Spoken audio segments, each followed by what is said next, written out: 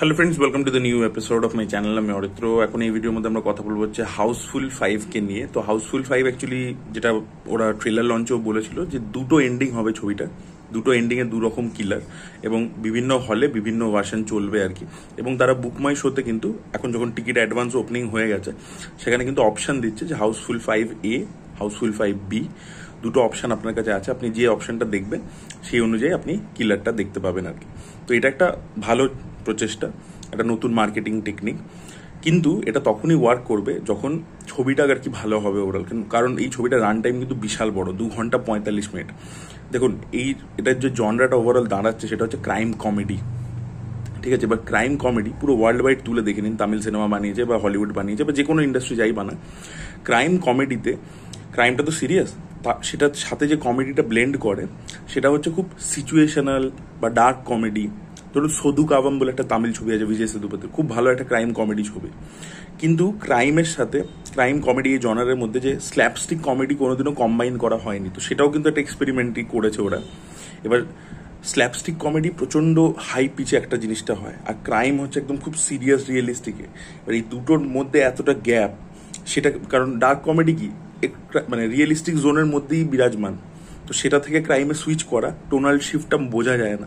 কিন্তু একটা হ্যামি slapstick comedy থেকে আপনি যখনই ক্রাইমে সিরিয়াস এতে সুইচ করবেন তখন সেটা একটা জারিং লাগতে পারে টোনাল শিফটটা।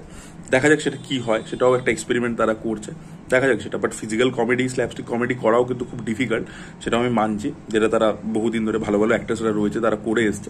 দেখা যাক সেটা কি হয়। এবং যেহেতু রান টাইমটা এতটা বড়, ঠিক আছে, আগে হাউসফুল ফ্র্যাঞ্চাইজ 2-20 এরকম রান টাইমের মধ্যে হতো, সেখানে আরও প্রায় 20-25 মিনিট এক্সট্রা। সেটা কিভাবে তারা হোল্ড করে রাখে অডিয়েন্সকে সেটা একটা ইম্পর্টেন্ট।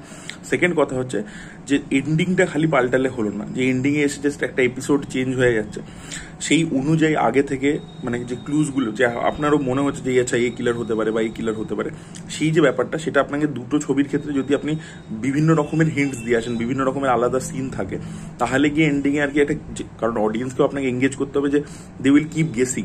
তার মানে আপনাকে দুটো ভার্সনে কিন্তু সিনস অন্যরকম রাখতে হবে, সেই অনুযায়ী এস্টাবলিশমেন্ট করে গিয়ে তবে এন্ডিংটা পাল্টাতে হবে। দেখা যাক সেটা কি অ্যাপ্রোচ থাকে, নাকি জাস্ট এন্ডিংটাই চেঞ্জ থাকে।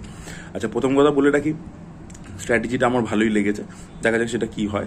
এবার কথা হচ্ছে এটা কিন্তু অরিজিনাল স্ট্র্যাটেজি নয়, এরকম আগেও হয়েছে। 1985-এ হলিউডে একটা ছবি এসেছিল ক্লু বলে, যেটা একটা বোর্ড গেমের ওপর বেস ছিল। ওটা 3টে এন্ডিং ছিল এবং বিভিন্ন হলে আর কি 3টে এন্ডিং রিলিজ করা হয়েছিল, এক একটা এন্ডিং দিয়ে এক একটা হলে, এবং সেটা নিয়ে একটা হাইপ হয়েছিল। ওই ছবিটা আপনারা দেখতে পারেন আর কি। হুড অ্যান্ড ইট আর কি একটা আগাথা ক্রিস্টির যে ছবিগুলো মানে গল্পগুলো যেরকম হয় ওই টাইপেরই আর কি একটা ফরম্যাটের। আর এই স্ট্র্যাটেজিটা হলিউড আগে প্রচন্ড অ্যাপ্লাই করতো অল্টারনেট এন্ডিংয়ে। তখন ডিভিডি মার্কেট ছিল, এখন তো ডিভিডি মার্কেট বলে কিছু এক্সিস্ট করে না। তখন কি হতো, সিনেমা হলে আসতো, হিট হতো, তার পরবর্তীতে ব্লুরে বেরোতো, ডিভিডি বেরোতো, তো সেটার একটা মার্কেট ছিল আলাদা করে। সেটা সবেই মানে হিন্দি ছবিরও হতো, সেটা বাংলা ছবিরও হতো। অনেক ছবি এরকম আছে যে হলে হয়তো হিট হয়নি, পরে ডিভিডি মার্কেটে এসে হিট হয়ে গেছে, ডিভিডি এত বেরিয়েছে, তো এই জিনিস হতো। তো সেই যাতে যে ছবিটা অলরেডি হলে হিট হয়ে গেছে সেটাকে যখন আমি ডিভিডি মার্কেটে নিয়ে আসি তখন আমি ইউএসপিটা কি ক্রিয়েট করছি। তো তাই জন্য তখন দেখবেন এই final destination I think part 3-এর একটা অল্টারনেট এন্ডিং ছিল। আই এম লেজেন্ড বলে আমাদের ছিল উইল স্মিথের একটা ছবি, ওটার একটা অল্টারনেট এন্ডিং ছিল। তো সেই জিনিসপত্র হয়েছে। ইভেন আমি হিন্দি ছবির ক্ষেত্রেও বলি, যদি আঁখে বলে যে ছবিটা ছিল আমাদের অক্ষয় কুমার, অমিতাভ বচ্চন, পারেশ রাওয়াল, অর্জুন রামপাল, ওটার দেখবেন দুটো এন্ডিং আছে, ঠিক আছে। ওটা আমি জানি না ডিভিডি মার্কেটের জন্য করেছিল নাকি ওটা কোনো ইন্টারন্যাশনাল মার্কেটের জন্য, বিকজ ব্রুসলির একটা ছবি আছে না ওয়ে অফ দ্য ড্র্যাগন বলে, ওটার হংকংয়ের ভার্সনটা এক রকমের এডিট, আবার ইন্টারন্যাশনাল ভার্সনটার আরেক রকমের এডিট। তো এই ধরনের জিনিসপত্র কিন্তু আগেও হয়েছে, ঠিক আছে। অনেক সময় হয়তো একই সাথে হলে রিলিজ করেছে, ওটা ক্লু ছবিটার ক্ষেত্রে হয়েছে, বাট ডিভিডিতে অন্যরকম এন্ডিং, তারপরে এক একটা ভার্সনে এক এক রকমের কাট, ঠিক আছে। যেরকম জ্যাকি চ্যানের কিছু ছবি ইন্টারন্যাশনালি যখন রিলিজ করছে, মানে হংকংয়ে রিলিজ করেছে এক রকমের ভার্সন আমরা দেখতে পাচ্ছি, ইন্টারন্যাশনালি যখন রিলিজ করছে হয়তো ট্রিম করে দিয়েছে আর একটু। তো এই জিনিসপত্র আগেও আমরা হতে দেখেছি আর কি, ভার্সন আর কি। যেরকম ওই ওয়ে অফ দ্য ড্র্যাগনের যেটা কথা বলে, ওখানে অনেক কি সিকোয়েন্সেস চেঞ্জ করা আছে আর কি ব্রুসলির ওই ছবিটার ক্ষেত্রে। তো যাই হোক, তো এই স্ট্র্যাটেজিটা আগেও হয়েছে।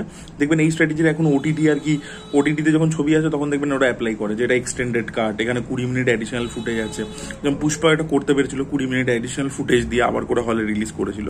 বাট বাকিরা আর কি ফেক প্রমিস করেছে, অ্যানিমাল বলুন, জওয়ান বলুন, যেগুলো নেটফ্লিক্সে এসে পরবর্তীতে বলা হয়েছে যে এক্সটেন্ডেড কাট, বাট ওরা কিছু প্রোভাইড করতে পারেনি আলটিমেটলি, ওই জন্য সেইভাবে অতটা আলাদা করে বাজ ক্রিয়েট হয়নি।